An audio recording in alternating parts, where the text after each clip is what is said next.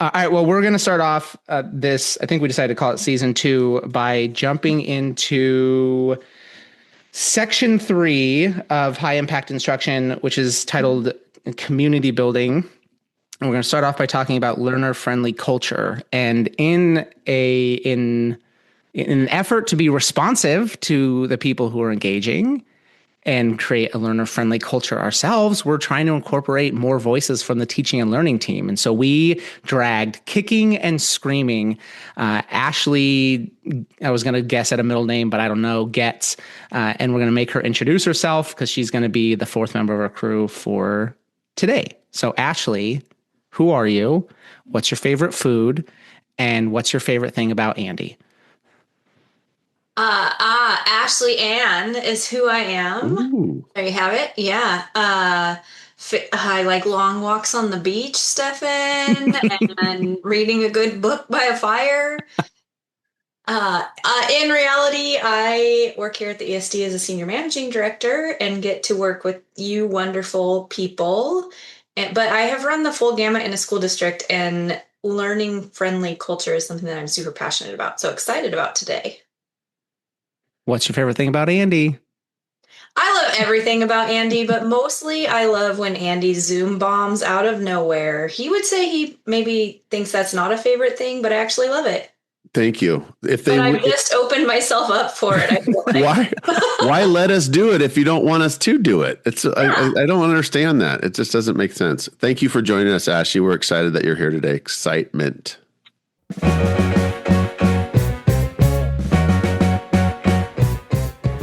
Welcome to Learning Out Loud, where we get curious about all things teaching and learning. I'm Stefan, a regional technology coach, here with Andy, a regional math coordinator, and Cari, a regional science coordinator. We're just 3 educators on a mission to dig into what works, what doesn't, and what we're still figuring out. This podcast is for teachers, coaches, and leaders who want to grow in their professional practice. We don't have all the answers, but we're asking the questions and recording the process. Let's go to work.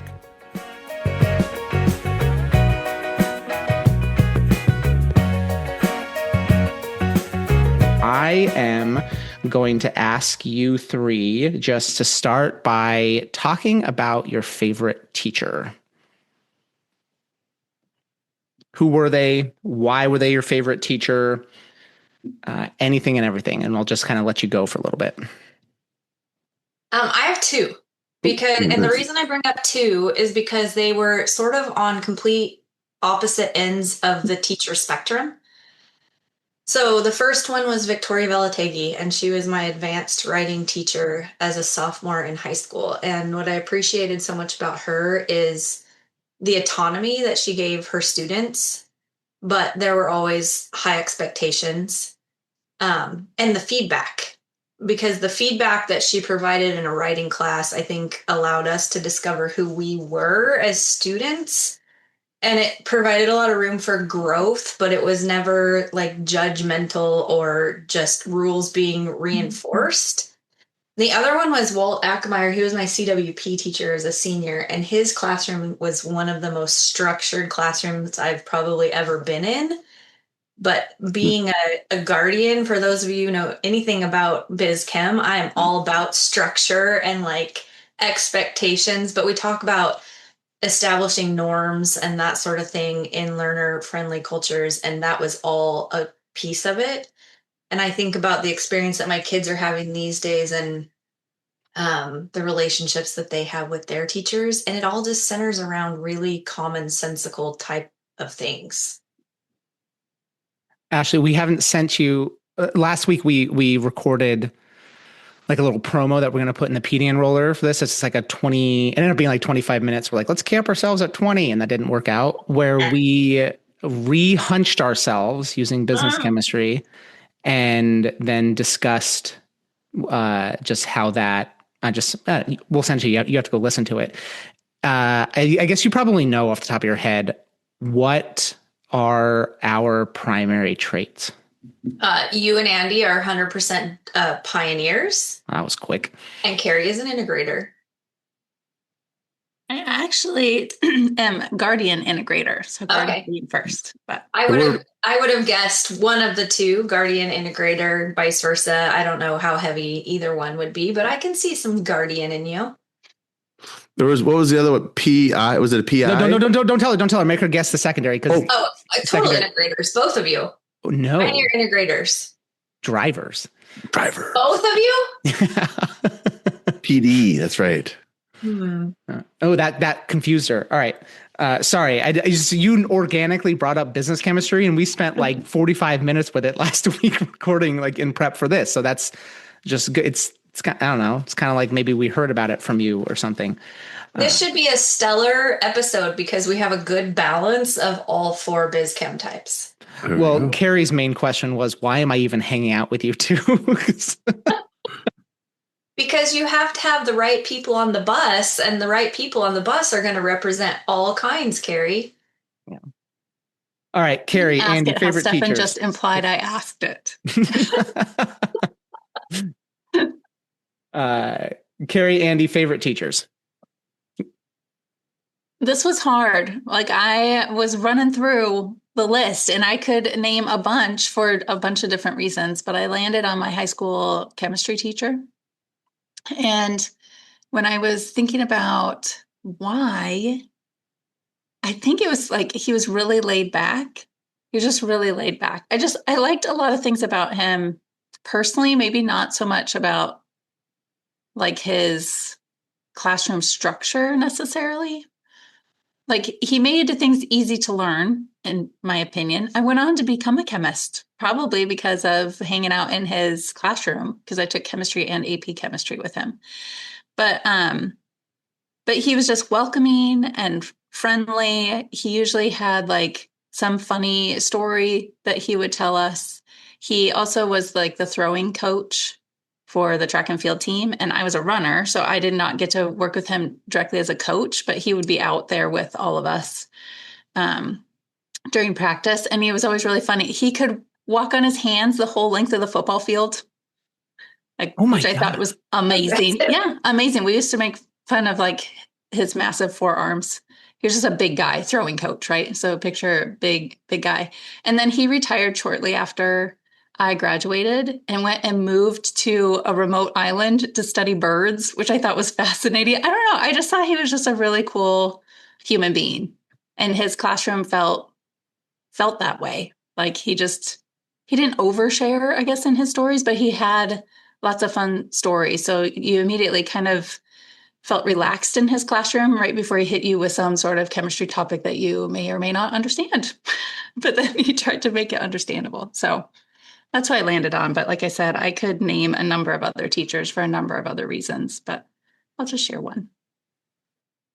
Nice. I'm thinking about the teacher that was in front of me when I go, ooh, I want to do that as a living. I want to do that. That's my career. And that was my 8th grade science teacher, Mr. Beamish.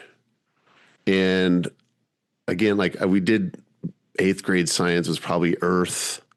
I remember geology. So there's probably a lot of content in there, but just that idea of like, oh, this looks fun. He was double jointed in his elbows. So he spun his arms around. I was like, wow, that's kind of interesting. So it caught my attention. And I really appreciated his like way of recognizing that and letting us know that if ever in the middle of class, if he's just over at his desk reading Louis L'Amour books, that we're probably in trouble the next day. And so that was an interesting way to think about your management of classrooms. So he was the first one that popped in of like, that's what I want to do as a society, taxpayer. I want to be a teacher. So. Can you explain that to me? The reading the book thing, just because he's like checked out of classroom. No, he just said, listen, guys, if I'm over there reading this book and I'm at my desk, that means you are not available for me to teach you because you are misbehaving in classrooms and you're in trouble. So be prepared for it. That tactic work? It did. We were never in trouble. Yeah. That's what I'm saying. A different time, Ashley, different time. That was back in the 80s. Well, yeah, and I also there was another person that also had the same like the chemistry teacher that was said if I'm up here just quiet giving you guys notes on the overhead projector, be prepared for a test the next day. I was like, oh, because it's like we're in trouble because we were not, come on, not paying attention, not talking, talking to their buddies. It worked, I guess, but yeah, that was it. Sorry, does that make is that a bad tactic? Like, hey, you guys keep doing what you're doing. I'm going to sit over here and read. No, and well, my point in asking you that isn't necessarily for you guys to go pick out the best examples of teaching. What I'm listening for is you all did exactly what I figured you would do is you described the way these teachers made you feel. Like you didn't say this teacher taught this really great chemistry lesson, math lesson, creative writing lesson, whatever. Like you described a feeling and an environment in your classroom. And I'm not sure that's because we're about to talk about learner-friendly culture. So maybe that biased it and influenced it a little bit. But typically when you ask teachers, or like when I reflect on this with my favorite teacher, his name was Mr. Bonnert in high school. I had him twice. He was my 9th grade government teacher. And then I took a psychology class my senior year because he was teaching it.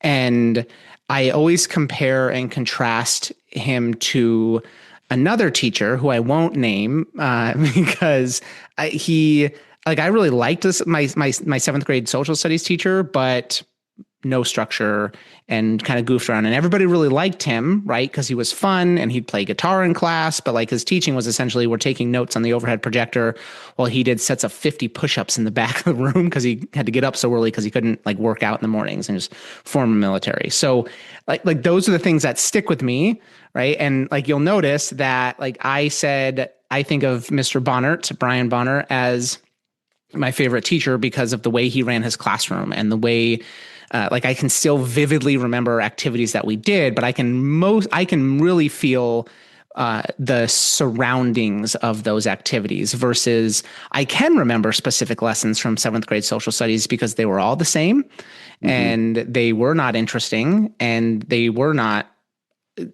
if you do what he did every single day, which he did, there were not good examples of good teaching, right? But he was really fun. And so in 7th grade, I might have said he was my favorite teacher, but as I reflect back, he was a bad teacher, and he was not my favorite because of the environment he created in his classroom, right? And so as we dig into learner-friendly culture, I think, well, Ashley kind of hit the nail on the head here when she said that tactic worked.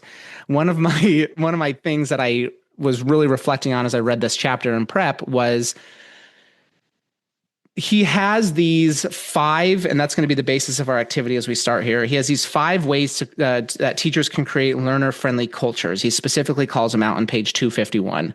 And I wrote down in the margins, not one of these things by themselves will create a learner-friendly culture.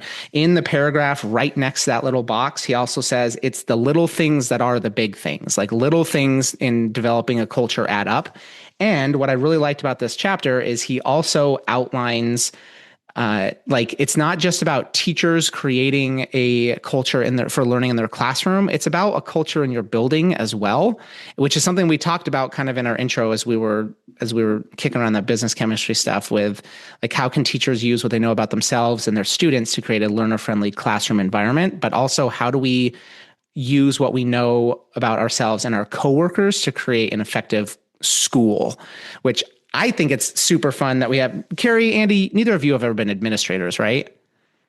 All right. We're going to lean heavily on Ashley for that admin lens on that one, or just from the outside the classroom lens. So I have an activity for us to engage in first, and I, full transparency, don't know how it's going to go. We're going to figure this out. Those are the best. Yes. I'm going to show you 5 very short videos. Are you guys familiar with Simon Sinek? Oh yeah. I figured. Cari, Ashley, Simon Sinek. Okay. Oh yeah. For people who don't know, he's a business dude. I like him just because he's got some good big picture ideas, and he's a big picture thinker. I don't think everything he says is gospel by any means, but I think the way he thinks about things in broad generalizations with the conversations he has can be beneficial and helpful. And so I went and found 5 short clips of his on YouTube here. So you should be able to see them on the screen there. I am going to play them. And this activity only works if you guys talk about it. What I'm going to do is I'm going to play them, and you'll be able to hear them, and you can see them if you want. But really, I think it's just him like giving talks at like presentations or like on podcasts. Your job is to place them over here next to these 5 ways that teachers can create learner-friendly environments. So I have them listed here in the order that they come up in the chapter. Co-constructing norms with students, right, which I violated. Sorry, Cari. We reinforce students when they act consistent with the cultural norms, spread learner-friendly emotions, design a learner-friendly learning environment, and walk the talk. Okay. Is this a game? Is this a competition, Stefan? No, this is a collaborative activity. I like that. Like Family Feud. I like that Ashley turned the podcast into a competition. Like there are no points on this one. But the primary goal here really is for you guys to discuss, justify, and then talk about these concepts and why you think they would go through each of these. So it's not as much about getting the right answers, because technically there are no right answers. I grabbed these in relation to where I think they apply to. But reasonable people, which 2 out of the 3 of you are, can disagree. Guess who the third is. But your job is just to have a discussion about the content of these and where you think they go and why. And then I'll place them, and then we can compare and contrast them to what I thought. The way that Phil Knight used to talk about Nike, I don't know if you've ever heard the story. Sorry. He was speaking at a large conference, and he stood up and he said to the audience, if any of you have ever run for exercise, can you please stand up? Most of the room stood up. He said, if you run at least once a week, please keep standing, everybody else sit down. Most of the room sits down. He says, if you run twice a week, please keep standing. He says, if you run 3 times a week, rain or shine, regardless of the weather or the temperature, please keep standing. There's now a smattering of people in the room. And he looks out at them and he says, the next time you're out there before the sun is up, it's dark, it's cold, and it's wet, and you're running by yourself, we're the ones standing under the lamppost cheering you on. That's how he described Nike. And in an instant, you understand what just do it means. It has nothing to do with winning. It has everything to do with trying. It has everything with doing. And his story, his ability, his narrative captured that so exquisitely. And when Nike's at their best, they celebrate the ones who do, not the ones who win. Okay.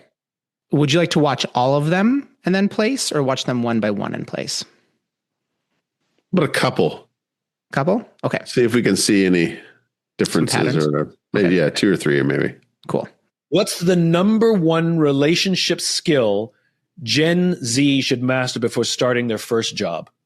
Talk to strangers. Ooh, say more. When you spend all your time like this, looking down, you don't notice who's around you. Yeah. You don't talk to people on a plane. You don't talk to people in a queue. You don't talk to people while you're waiting for your coffee. I mean, you don't talk to strangers. Right. And talking to strangers is improvisation, spontaneity, serendipity, surprise, novelty, an active engagement with the unknown. Which is what is trust. Trust is an active engagement with the unknown. If you don't know to talk to strangers, you have less trust. Entering the workplace is talking to strangers. Yeah. Any first job is a series of conversations with strangers without knowing what they really want from you, without knowing how they look at you. You find yourself in any job, any kind of job. You're looking around. It's like moving to a new country. Yeah. Okay. Want to watch one more? Yeah. We need some more coffee. I've worked with the Navy SEALs, and I asked them, how do you pick like the guys that go on SEAL Team 6, right? Because they're the best of the best, the best of the best. And they drew a graph for me. And on one side, they wrote the word performance, and on the other side, they wrote the word trust. The way they put it is, I may trust you with my life, but do I trust you with my money and my wife? They're SEALs. This is what they told me. Nobody wants this person, the low performer of low trust, of course. Of course, everybody wants this person, the high performer of high trust, of course. What they learn is that this person, the high performer of low trust, is a toxic leader and a toxic team member. And they would rather have a medium performer of high trust, sometimes even a low performer of high trust, it's a relative scale, over this person. This is the highest performing organization on the planet, and this person is more important than this person. And the problem in business, we have 1,000,001 metrics to measure someone's performance, and negligible to no metrics to measure someone's trustworthiness. Okay, you've watched 3 so far. Small summary. You have the one about Nike. We're cheering you on underneath the lampposts. You have one about talking to strangers and socializing and getting to know your environment or your community, I guess would be a better term for it. And then you have one here, which is about leaders who you can trust. So I was thinking about the Nike one, and I thought it maybe belongs in the spread learner-friendly emotions. Why? And I guess I thought that because I was thinking that's how, like, it felt like that's what they were evoking, right? Was this emotion, this we're here to cheer you on for trying kind of an idea. But I don't know, Andy and Ashley, what you were thinking, but that's where I thought that one landed. I feel like I agree with you, Cari, and I feel like that's more like a covert effort as opposed to an overt effort. And I think about how it relates to a classroom and how we bring out those learner-friendly emotions in kids just by a simple phrase or positive reinforcement. Mm-hmm. That's kind of where I went. And then thinking about the adult lens also, how do you keep the motivation moving forward? How do you keep momentum moving forward? And it really is like tapping into people's emotions, but it's not a conversation that you sit them down and say, I'm tapping into whether or not you're happy or sad today. It really is kind of, just on your own. You have to have a feel for the people you're working with and know the timing to be able to do that. And so the lamppost comment that he made, we're the ones under the lamppost cheering for you, that really resonated with me. Wondering about the cheering part, and when I see reinforce is what I made that connection. Like cheering was the way that they could reinforce kids, and so that. But I'm with you. I could lean the other way as well. So I wondered about the norms, or excuse me, the design a learning friendly environment part being the cell phone Gen Z comment. That's what I leaned on that one. I did the same. I thought that talking to strangers was the designing a learner-friendly learning environment. Yeah. What does that look like in a classroom? I mean, we'll get into that a little bit later, I guess, but how does that relate to like a classroom environment? Well, my chapter we're going to talk about is power, about that idea, but we'll hold that one for later. It's a tease, Stefan. So I think relative to the video, we talk so much about student discourse. And if you're always looking down and not willing to talk to strangers, you're not going to have discourse in your classroom at any level. So the idea of looking up and talking to strangers, I think, is directly applicable to a classroom and designing that learner-friendly learning environment. And the more you can do it, the more likely you are to have kids comfortable with taking risk and being vulnerable in that space. Yeah, I was thinking the same, Ashley, about practicing, like getting kids to practice talking to each other. But it also made me think about belonging and the feeling of belonging. And we've, in several of the professional learning things that I've done over the last couple of years, we've talked a lot about how do we support students in getting that sense of belonging, that they belong there, they have things that they can contribute, that they are part of a community, and that we would miss them when they're not there. Okay, so then you've watched one more. If you guys are comfortable with placing the Nike ad under spreading learner-friendly emotions and the talk to strangers under designing a learner-friendly learning environment. You watched one more about the Navy SEALs and leaders you can trust, and you've got 3 places you could potentially put that. We finished off the last 2? You want to watch the other 2 first? Maybe that'd be helpful. Looked like Ashley had a place thought. it under walk the talk. You want to tentatively post it there? Why did you say that? We can put a hold on that. So he talks in the chapter about people don't expect perfection. And, so I think about building those trusting relationships and the high. You read the chapter? What? No, I did not read the chapter. I actually have it in front of me so I can pick out points because you told me not to read the chapters. I did. I'm Suspect. Would you like to lead the episode, Ashley? No, I'm a guest. Sorry, I cut you off. I saw an opportunity to make fun of you, and I'm never going to pass that up. Sorry, go ahead. Just talking about people don't expect perfection and how valuable it was as a building leader to be able to just say, I screwed up, I made a mistake, and own your imperfections. And, I don't know that it directly relates, but talking about the high performers versus the high trust and how different that is in an organization. So I'll put a hold on walk the talk. All right. That seems fair. Cool. All right. Let's watch these last two. Nobody ever looks at the leadership and saying, maybe it's them. I stayed at the Four Seasons, and one afternoon I went and bought a cup of coffee, and the kid working that day, the barista working that day, is a kid named Noah. I asked Noah, do you like your job? And without skipping a beat, Noah says, I love my job. Now, in my line of work, that's significant. So I said to Noah, can you tell me specifically what the Four Seasons is doing that you would say to me that you love your job? And again, without skipping a beat, Noah said, throughout the day, managers will walk past me and check in on me, see how I'm doing, see if there's anything that they can do to help me. And then he said, I also work at another hotel. And there the managers walk past us and catch us when we're doing things wrong. He says, there I just keep my head down, get my job done, get through the end of the day, collect my paycheck and go home. This is the exact same human being. And our interaction with him will be profoundly different because of the leadership environment in which he's working. Okay. And one more. This one's a little bit longer, I think, but we probably don't need to watch the entire thing. So one of the things that I think is misunderstood about leadership is that it's not just from the top. Leaders have to set the environment for sure, and leaders have to lead by example for sure. But this is our organization. This is your organization. Nobody gets to sit on the sidelines and be like, all right, what have you done for me lately? Right? I don't even mind negativity. People are like, oh my goodness, that person's such a negative Nelly. But because sometimes negative people who are in the fight and they're still willing to, they show up every day, they're great.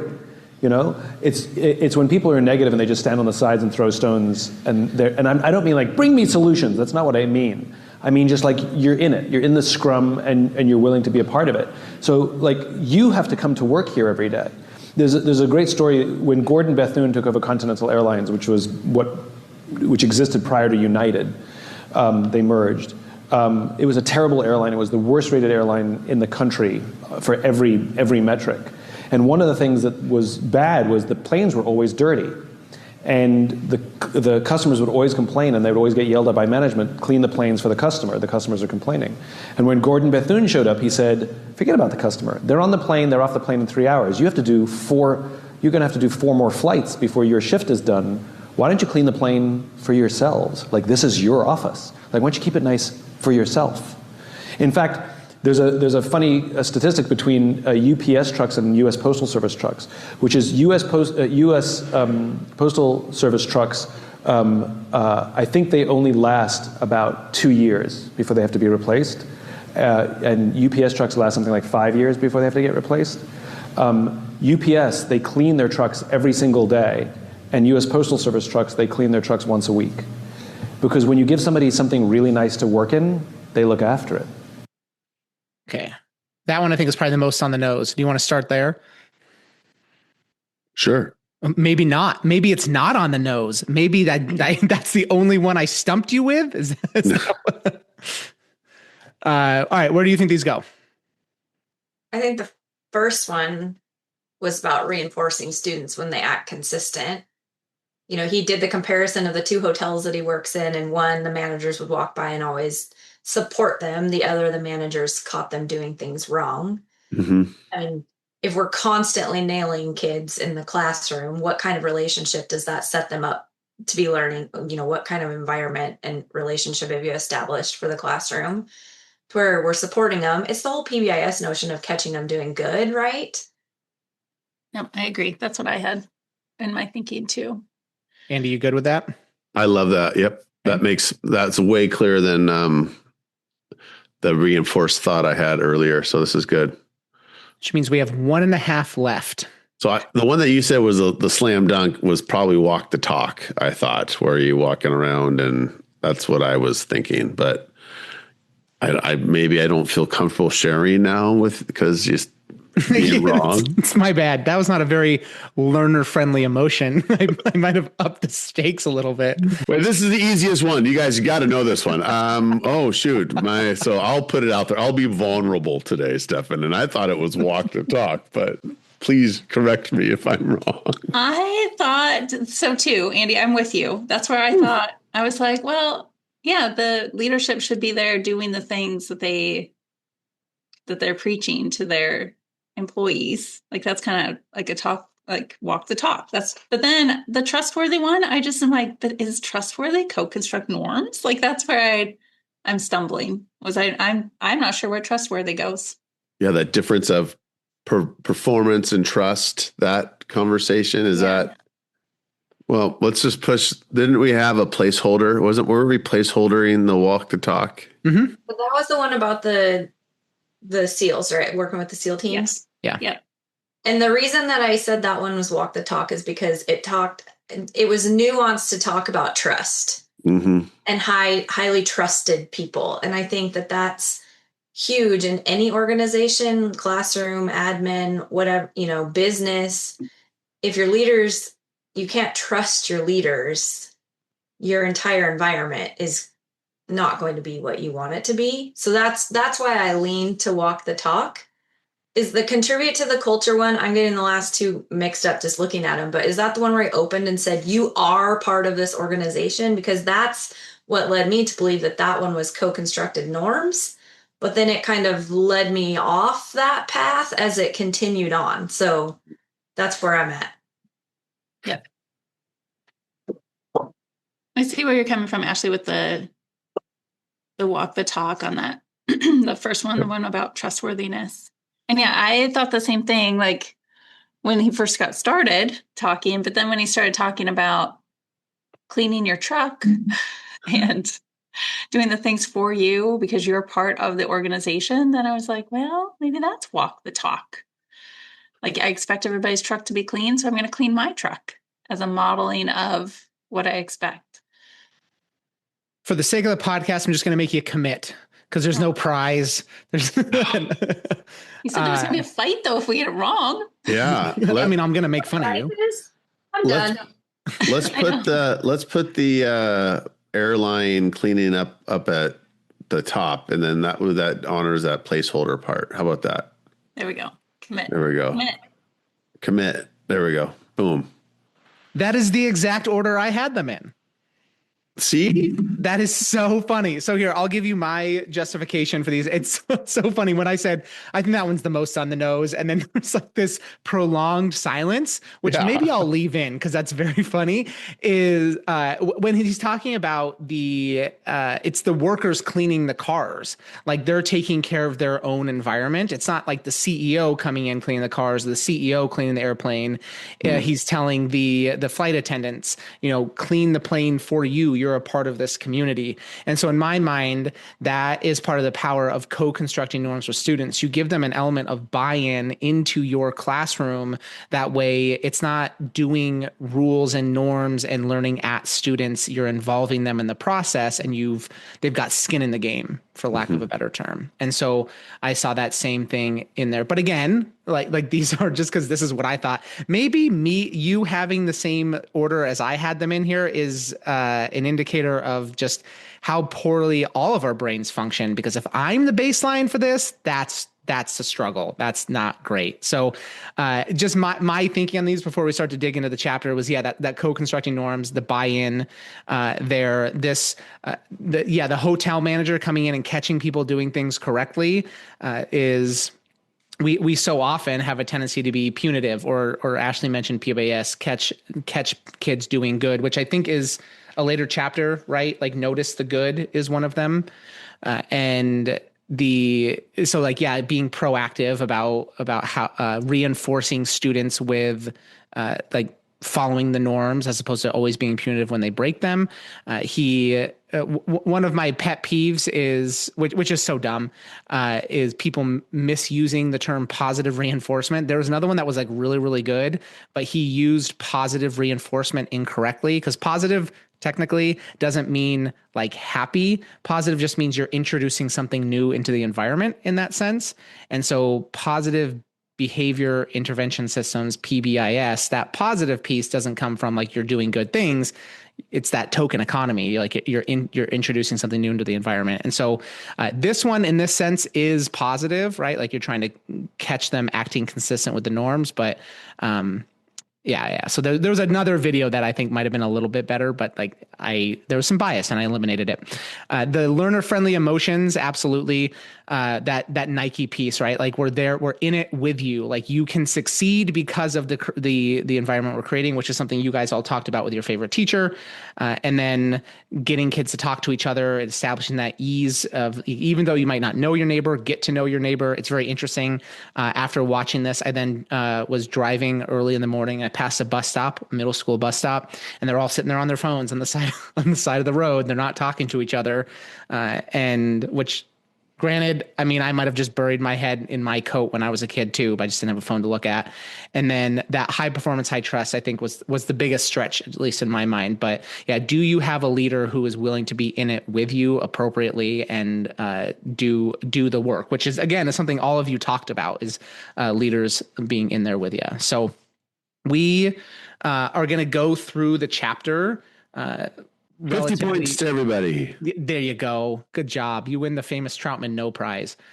We're going to go through the chapter relatively quickly, just because its construction is relatively straightforward. And really what I want to do is go through each of those different ways that teachers create learner-friendly cultures, which you're intimately familiar with, and just what's your take on them? Like how can teachers do this? What have you seen done? What have you tried? What should teachers avoid? That type of stuff. But really the underlying current in all of this is not any one of these is going to be super successful on its own. Like I don't know a ton about PBIS, but I imagine Ashley knows a decent amount. And I've only ever seen it kind of fall through. Granted, I don't work with it at the ESD. I've only been a part of it as like a teacher, but it's because there's so many different moving parts. And I think typically where we fall through is like people are just handing out tickets, and that like it ends up just being a token economy. But there's this whole other system, right? That's the S in PBIS. And so it's the same thing with this creating a learner-friendly culture. It's a system. It's little pieces that all work together that are constantly maintained, and they're unique to each teacher or each building because personalities are so unique. So he starts off like he does in every chapter with an anecdote, which is worthwhile reading, but it's more of just like exposition to get into the actual chapter. And then he starts off with the why about culture, which I really liked. I pulled out a few things from there that I just think are relevant. Essentially, about halfway through the first paragraph, he just says that culture is the invisible force that shapes behavior. And I think that's really important because I think we get a lot of requests in our roles about behavior or engagement. And oftentimes what we end up asking behind the scenes or with teachers or we end up saying things like, this is a culture thing, right? What does your culture facilitate? What does your culture promote? Which he specifically calls out here about how, I think it's an improvement science, right, Ashley, where they say like every system is uniquely designed to, what is it? How's that end? Results it gets. For the results it gets, right? So how can you tweak your system, tweak your culture to get different results? And I like looking at it from that angle. I just full transparency also in the margin here. I debated starting off with describe a toxic work culture you've been a part of, because I'm sure we can all relate to something like that. But I thought maybe describe your favorite teacher would kick us off on a more positive note. But I think we can all pull those things as well. And it's interesting to look at it, at least in my mind, from that lens as well, what works and what doesn't, like what contributes to a toxic culture, because I guess I actually kind of inadvertently started to describe mine. So, and then that, again, just towards the end of that, why worry about culture? I said it a little bit, but it's that the little things add up. It's the daily check-ins with students. It's not going through and like, all right, I'm going to go co-construct norms with my students tomorrow or at the beginning of the school year, and I'm good, right? I've done this thing. It's research-based. I've got it. Co-constructing norms means nothing unless you follow it up with some of these other things that he supports here. So to that end, we're just going to dig through each of these just real quick and talk about them for as long as the discussion allows. And there's so feel free to pull in some of those other things from your own experience. But his first one that he talks about is co-constructing norms with students. So he first starts off by giving the difference between norms and expectations, which is interesting. I think I knew in my gut, but I had never seen laid out like this. And he says expectations address individual activities or transitions. So I expect you, when you are going to get your books off the counter or off the shelf, to be moving safely and quietly. It's not a norm. It's a behavior expectation. Norms are things that apply equally to every situation. So typically they're much bigger picture things and like things about, being respectful and those types of things. So I am going to ask you to, because since we talked about it at the beginning, I'm going to ask you to think about this one a little bit. I'm going to go out on a limb and say our team at the ESD has a pretty healthy culture. We work well together. I'm talking student success and learning because that's my lens. We work well together. Our conversations are generally respectful, unless we're making fun of Cari. But I don't think we've ever like co-constructed norms. I think we just kind of work with good people, which is nice. What are some of those things that have established that healthy work environment? I think there's that piece that was mentioned in those videos quite a bit, at least a couple of times, is this idea of trust and the trust of each other. I mean, we are a large agency with a lot of different diverse responsibilities. And so being able to, give the opportunity for people to go out and get the work done and learn the work learn the work while we're building the plane, kind of a model, which is kind of fun and exciting, but it's also stressful and frustrating sometimes. But those ideas that there's some trust out there, we check in and keeping everybody on the loop of where we're at or what we're doing. So I think that would be why we have such a good team in our chunks. I think our leadership is accessible. Ashley's here with us today, but would you say that if Ashley wasn't here? I would still say it, even if Ashley wasn't here. But I think they're a phone call. They're a Zoom bomb away from Zoom helping bombing you out. They offer to help. We do have check-ins, and we know that they're out there in the districts with us. It's not like I'm reporting back every day. I don't have to give my minute by minute playback on what my day is like. I feel like that connects to what you were saying, Andy, that there's trust from leadership that we are out doing the work that we are supposed to be doing on the day to day. And then we have the support of leadership in things that come up. So I think there's some differences, and Stefan, you can cut this if it is like off topic, but I feel like there's some differences between our organization, or really any professional organization, versus trying to apply co-constructing norms with a classroom full of students. I often say, as a building leader, it's all about getting the right people on the bus. And we have hiring teams for that reason, to ensure that we get the right people on the bus so we can build in some of those norms automatically because we're professionals. If you're hired into this organization, you're expected to act as a professional, you're given professional autonomy so that you're not having to do those check-ins and give me the rundown of every day. Where a classroom of kids is random. We get those 25 kids on a list that some we know some things about, some we don't. So when we're co-constructing norms, we need to be a little bit more intentional in that work. And depending on the grade level in which you're doing it, secondary, I think maybe a little less so than elementary age, but why are we doing this? What is a norm? Explicitly teaching the activity, but not as a one-off. We have to also consistently come back to it, refer to it, embed it in the things that we're doing on the daily in our classrooms. So those are the differences I see and why maybe I'm having a hard time drawing a comparison to not having norms as a team in our professional organization versus the importance of having norms in a classroom. That was my next question, is how does this translate to the classroom? Like, what's the big step there, right? Because like Cari specifically called out, like trust, like professional trust, right? And there's definitely consequences if that trust is broken, if someone's not pulling their weight. And that's literally the next section here, reinforcing students when they act consistently with the cultural norms. But that means boundaries, right? That means structure. Something that you called out specifically with the teachers that came to mind when asked about your favorite teacher is I like their structure, I like their feedback, I like their consistency, right?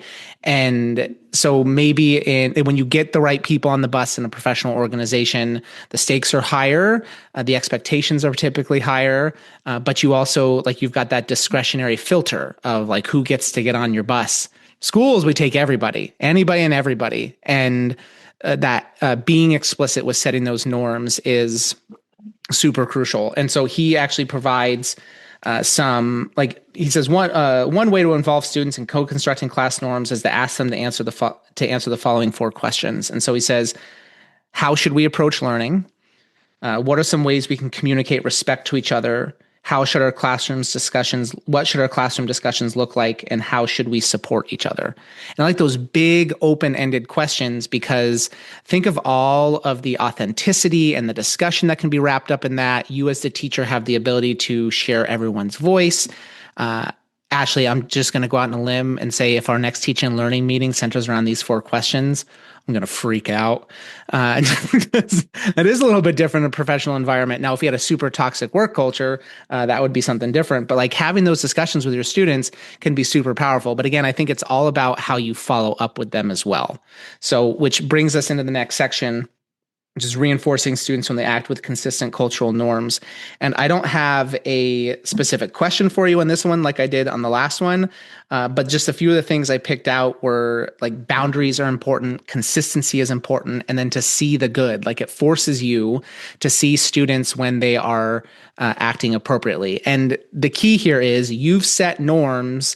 If students break them, you need to hold them accountable for that. So not super relevant, but it's on my mind because our 3-year-old keeps wandering out of his room at night. It's the creepiest thing I've ever seen in my entire life. And we've got like a little baby lock on the inside of his door that we would like to take off because he's old enough to, but he's also a little rascal. And so like our norm for him that we've had a little 3-year-old discussion with him is like you stay in bed. And then when the light turns green in your room, then you can come out. And his job right now is just to test the boundaries, of our limitations on that. And so he'll come out, he'll wander downstairs and go, don't lock the door. It's the creepiest thing you've ever heard in your entire life. And one time I was coming upstairs like 10:30 at night and I didn't realize he was in our room and he just set it behind me. It was pitch black. I almost punched him. Terrifying, right? But when he breaks those boundaries, our job is to consistently reinforce, and like maybe the lock goes back on the door so he can't come out and he has to learn from that. He has to grow from that.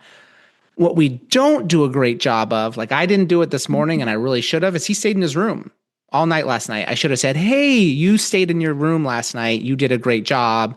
Reinforce him like following those cultural norms that we've set. Because if he only ever here's what you did wrong, here's what you did wrong, his tendency is just going to be to keep rebelling against that because it's me versus you, not me with you.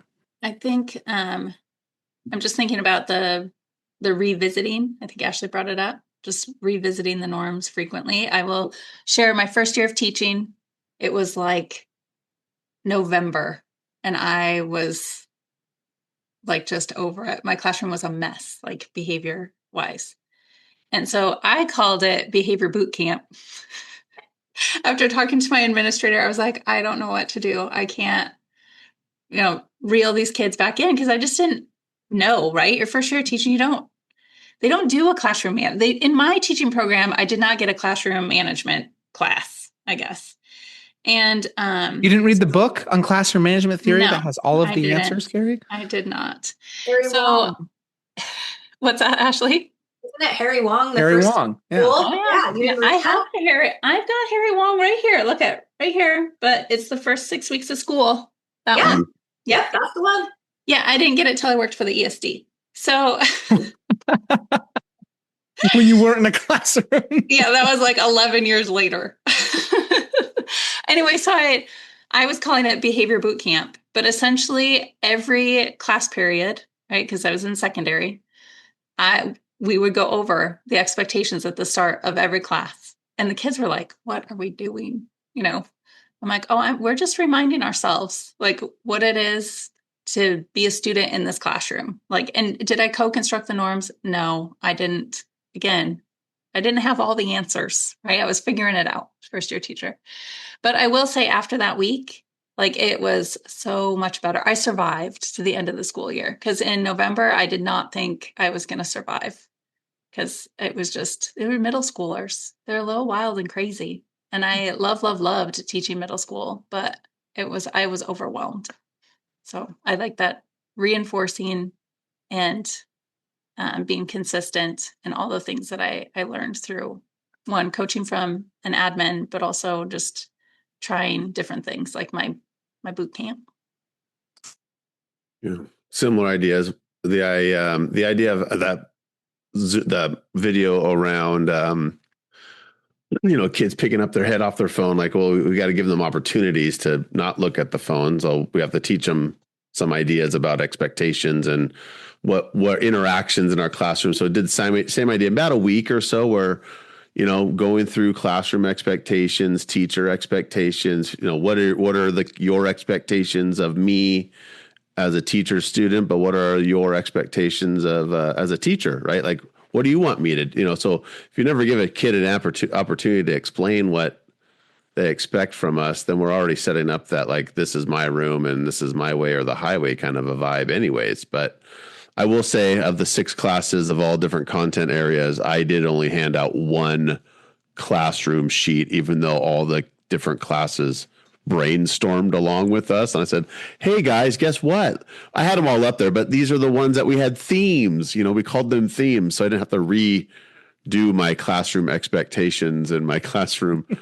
my teacher expectation sheets every year. But I think that hits to the point of it was the process, because then I could at least lean back on it later when a student was like, hey, I don't have my work. Well, remember, it was your expectation that you would have your work done on a time. So, and what you wanted me to do was to tell you about it, right? And like, oh yeah, so it made sense of why I'm having a conversation to them, or why they didn't have full points. Or I also said, if I was doing something, you have to come chat with me a little bit. Like, was that too fast? Or was it, was the movie too quiet? You couldn't hear it? Or do you need to have some movement around the classroom? Like, just giving that opportunity, like, this is our space and not just, my space as the teacher that are welcomed here, but no, this is our working space. So I don't know. I love that. This will be a fun little season 2 to talk about, because you're setting up a lot of the things that are in the next couple chapters as well, it feels like. So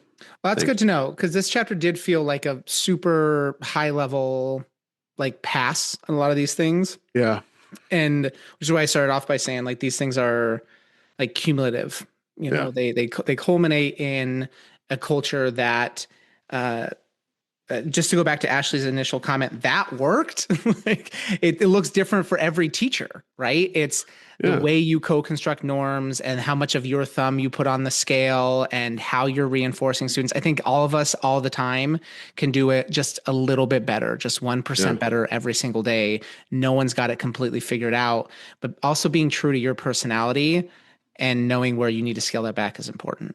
Yeah, and I think reflecting when we were talking about my 8th grade experience of why my teacher, he set up that trust, and we knew that, oh gosh, he's not involved in our learning right now. He's removing himself from the community. Oh man, we're in trouble. Like that's what it really came down to. Like he set up that culture that we were engaging, the activities were fun, we were involved. It went by fast, and like, wow, that was a good time. And if we weren't doing that, then something that was wrong in our system. And I don't know if that's the best way to remove yourself nowadays, is kind of what you're saying, but it worked for us at the time. So this will be a fun one to think about our classrooms and why. That's what I like about Simon's stuff too. Like our why of, what's our why of why are we here? Like always having that in our back thoughts of why did we come? Why are we Zooming here to this morning? Well, it's because we're processing and we're becoming better thinkers or something. I don't know. So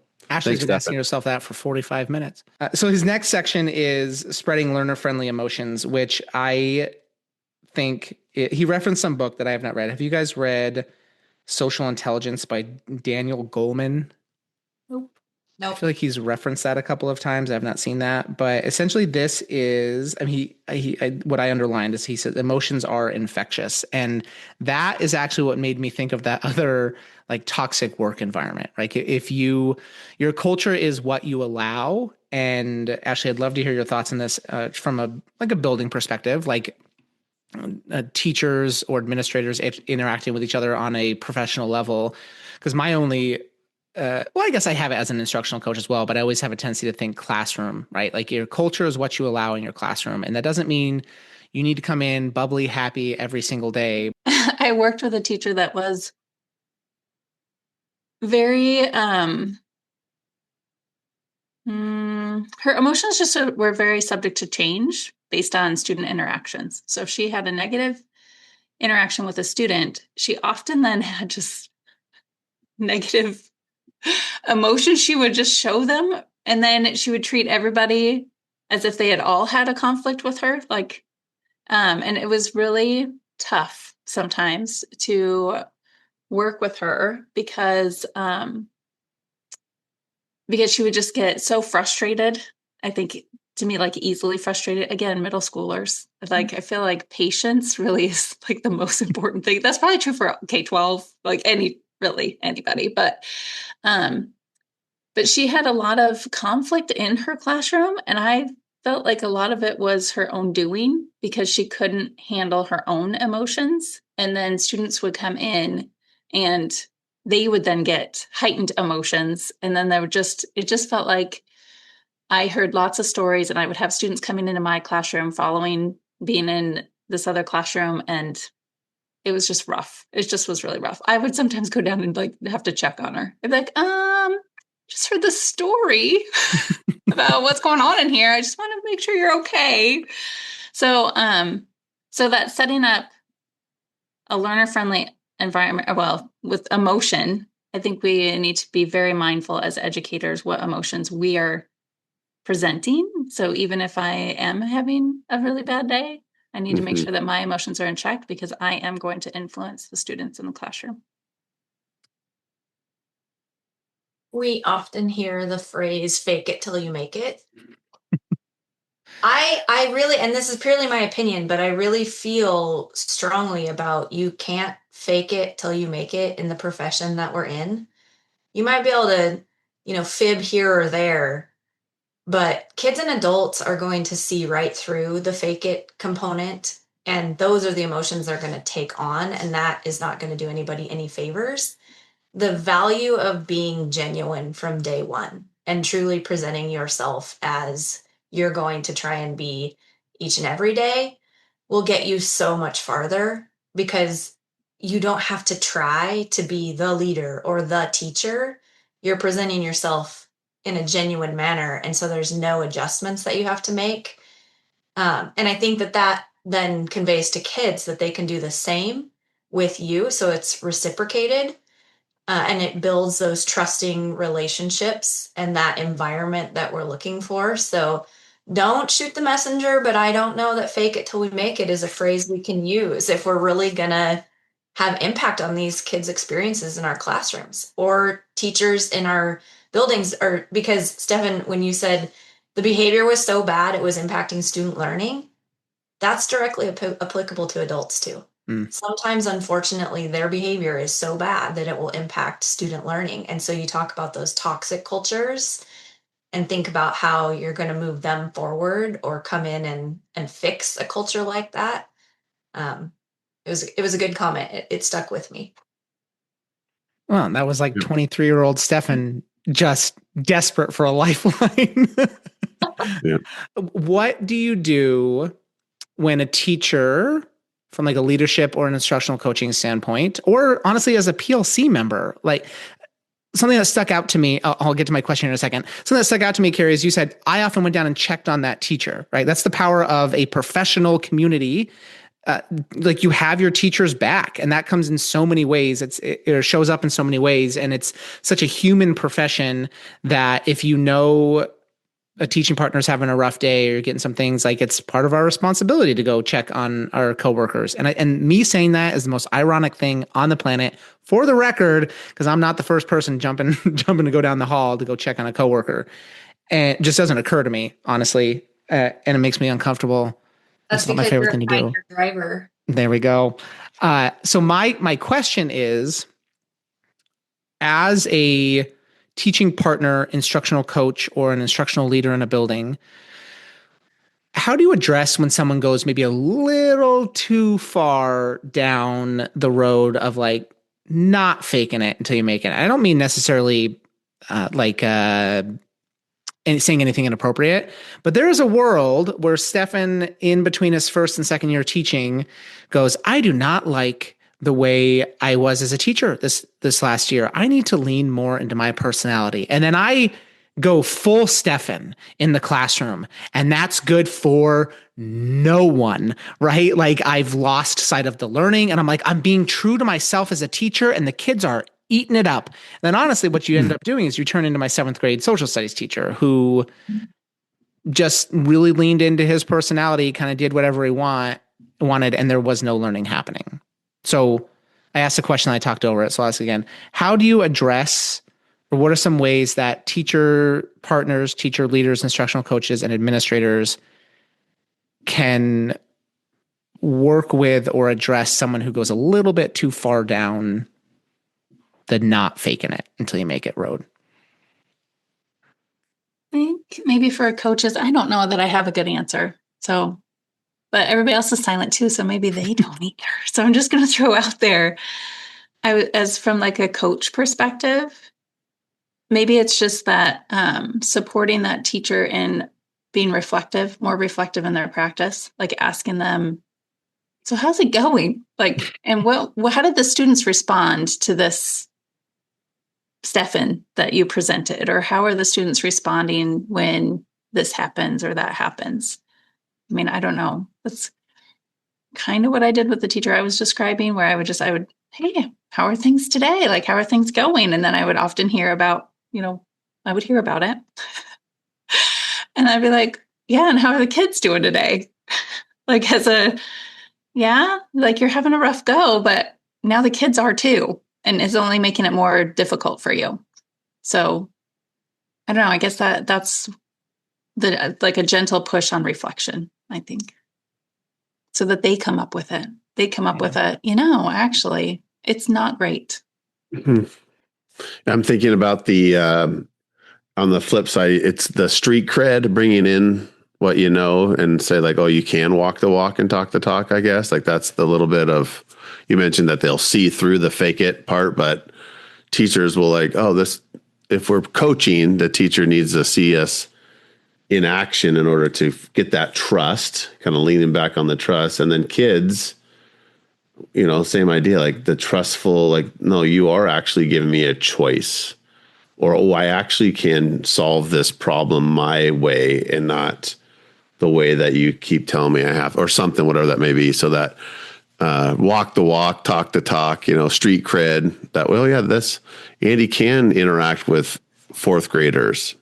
So maybe we can open up that conversation or have that chance to, work on our own professional or reflective, because there's no way you're going to jump into like, hey, talk to me about how you're feeling unless you can, build up some of that social experiences together to have conversations around, so that's a tough one, Stefan.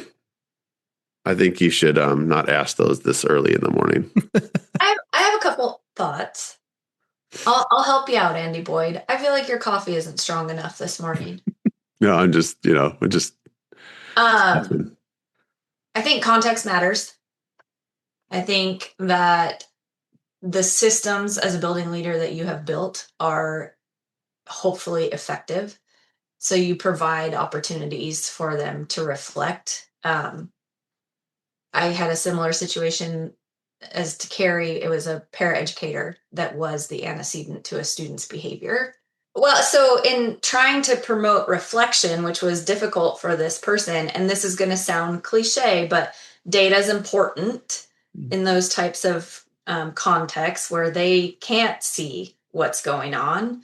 And also just being equipped to have those crucial conversations, those difficult conversations. And so going back to what I said before and not trying to fake it till you make it, if you set yourself up as genuine from the beginning, those tools are going to be in your toolkit and those conversations are going to be just a tad bit easier.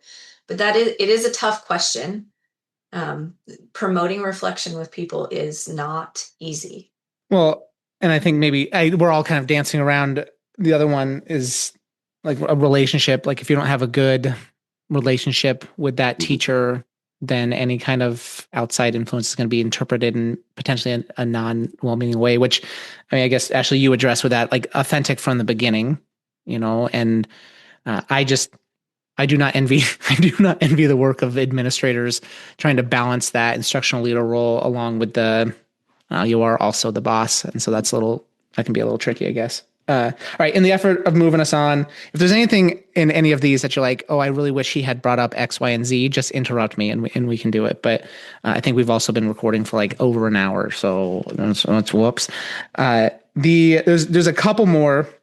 I think just two more that he outlines. The next one is design a learner-friendly learning environment, which took me by surprise because I have a tendency when he's talking about culture, I kind of think like intangible, and everything we've talked about is intangible. It's the reinforcement of student behavior. It's norms. The only tangible thing about norms is you should probably display them physically so students can see them consistently. But learner-friendly emotions, right? These are all intangible things. And then the fourth one is he's literally talking about the physical space in your classroom, which felt like a personal attack because my classroom, it would not have been decorated had it not been for my elementary school teaching wife. Because I was like, who cares, right? I'd put posters and stuff up there, but like, man, it wasn't great. And definitely my first year kind of kids in rows a little bit, but that's literally what he's talking about is kind of back to that data science piece or that learning what am I looking for? Improvement science? Thank you. Improvement science. Ooh. That improvement science piece, every system being specifically designed to get the outcomes that it's getting. Same thing goes for your physical classroom. You want kids talking more? Probably shouldn't have them in rows all facing the same direction. You want kids paying attention to you. You probably shouldn't have a seating assignment where like their backs are to you while you're trying to talk. Guilty over here at one point. So that literally talking about like, what is your classroom environment, your physical environment, setting up your students to do, which I know can be tricky because not every teacher has their own consistent classroom. I was lucky enough in the classroom it was my space and no one was in there on my prep and I could do whatever I want with it, which was apparently wasted on me. But he talks a little bit about, I wrote in the margins, like building your classroom so it looks more like a Starbucks versus desks and rows, like people go to Starbucks to work because you've got this variety of seating.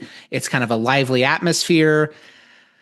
But I can maybe feel Cari cringing about what a Starbucks in a science classroom might look like, right? There's also like safety concerns that come into play, right? So making sure your physical environment is conducive to the type of learning you want to have in your classroom.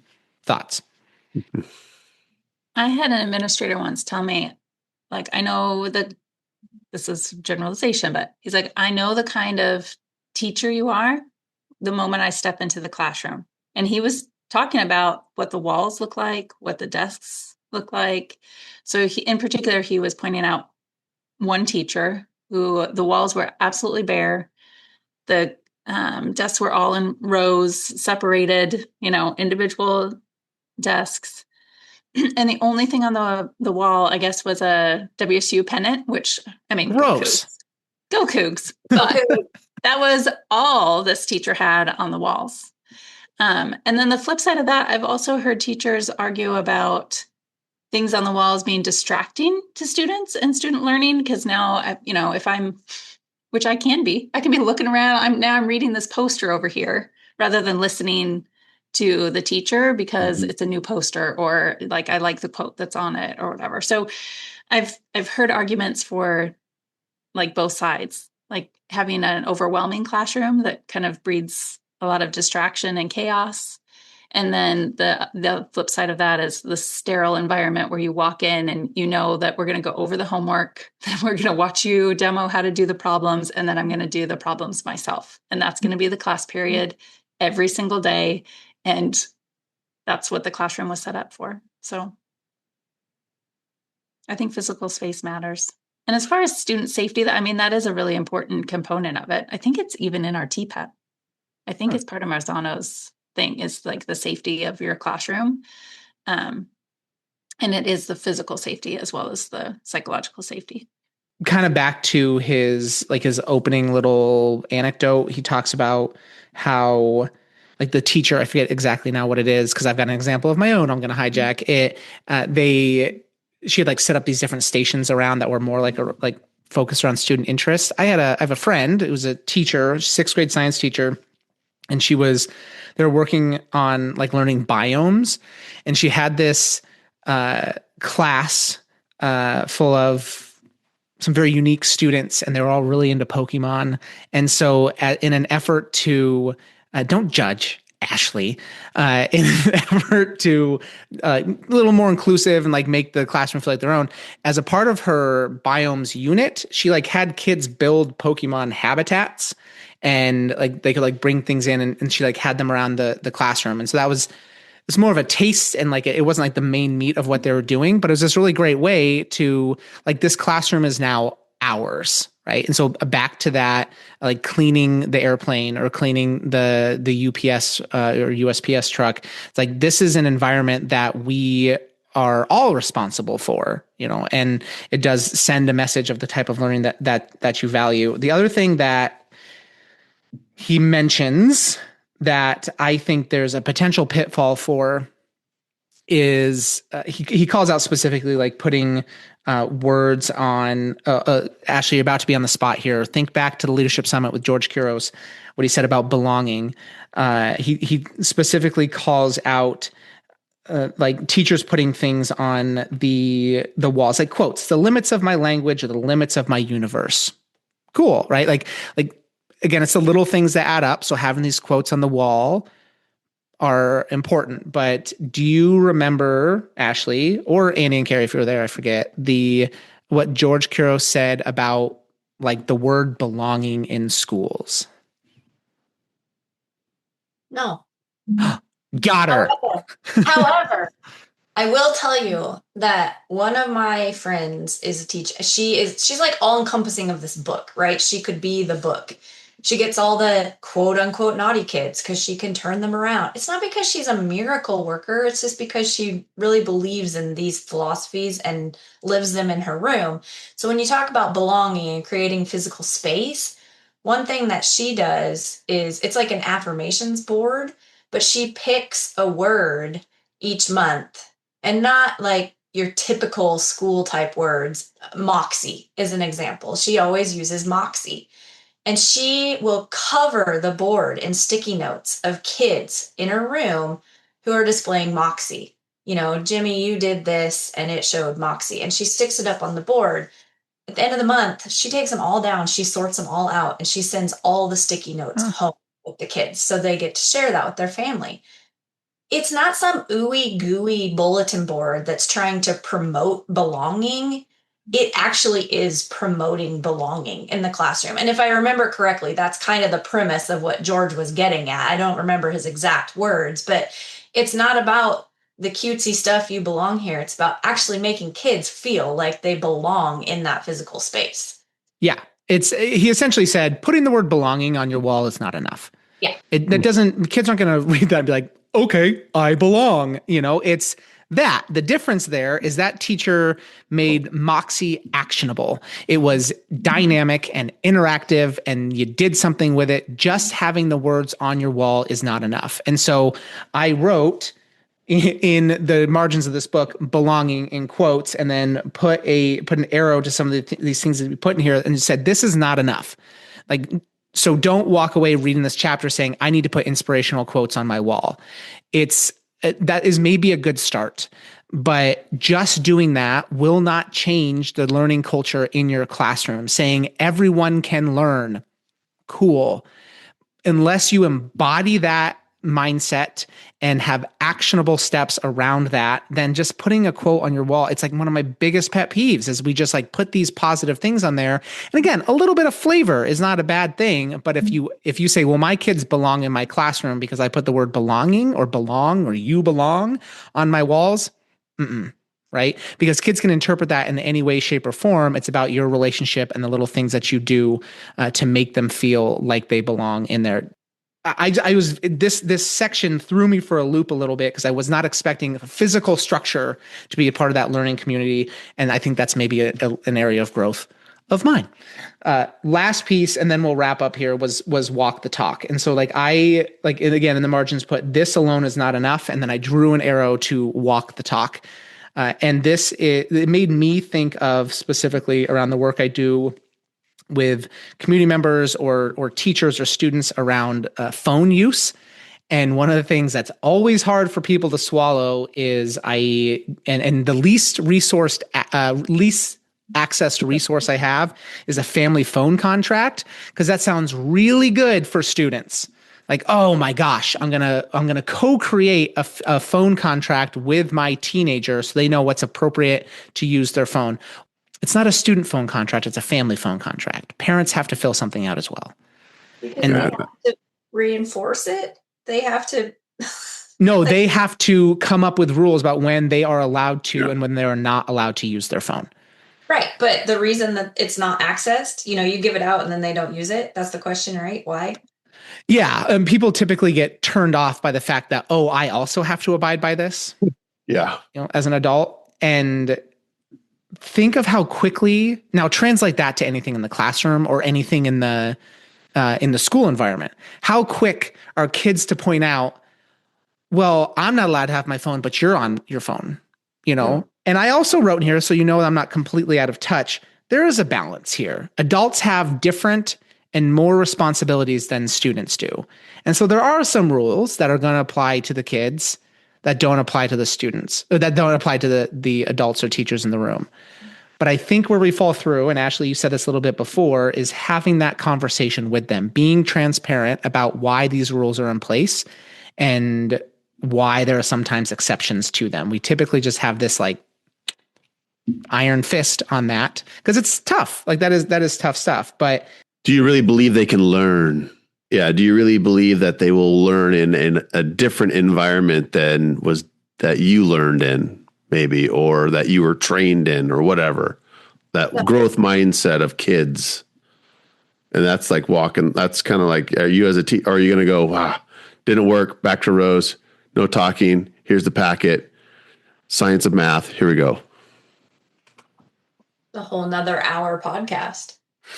Andy, you just opened up a can of worms. That's usually what we do. That's season 3 teasers. Like we leave you for cliffhangers.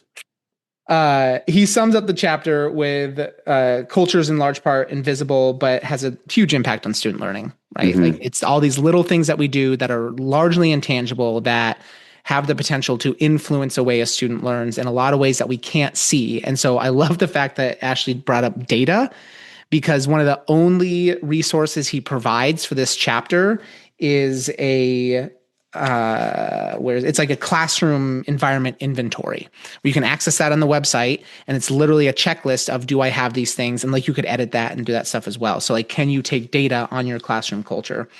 And then he just, again, wraps it up by saying every classroom will have a culture. The question is, will the culture be shaped by students or by the teacher? So these little things that we can do together to create an environment that's conducive to learning. No, I just feel like you're right. This is a really high level pass. Like each one of these components could be a podcast in and of itself. You could go so much deeper, but it was good.